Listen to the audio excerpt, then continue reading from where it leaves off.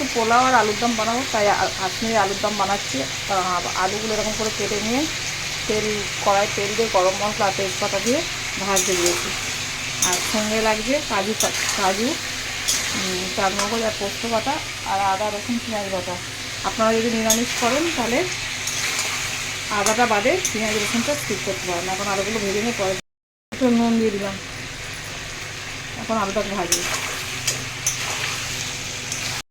লাল লাল করে ভেজে নিয়েছি।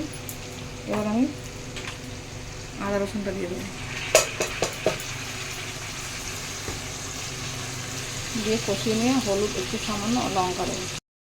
আদা রসুন দিয়ে ভালো করে ভাজা হয়ে গেছে, কষানো হয়ে গেছে। এবার আমি একটু হলুদ দেবো আর লঙ্কা গুঁড়ো দেবো,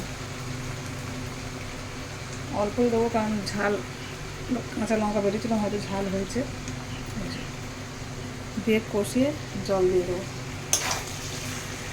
আদা রসুন আর হলুদ লঙ্কা দিয়ে করে নিয়েছিলাম, কষিয়ে নিয়েছিলাম, নিয়ে একটু জল দিয়ে দিলাম।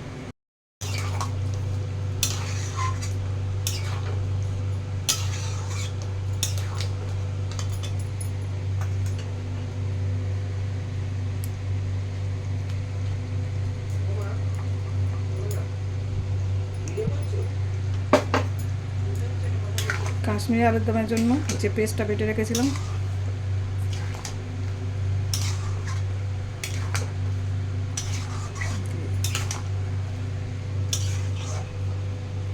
আলুর দম বন্ধুরা হয়ে গেছে। আমি দেখুন দিয়েছিলাম, এই বাটাটা আর একটু আছে, জল দিয়ে দেবো। ব্যাস রেডি। খালি আলুর দমটা করে আর এই যে পেস্টটা বানাবেন, চালমগজ, কাজু আর পোস্ত গ্রেভিটা দিয়ে দেবেন, হয়ে গেল কাশ্মীরি আলুর দম। টাটা।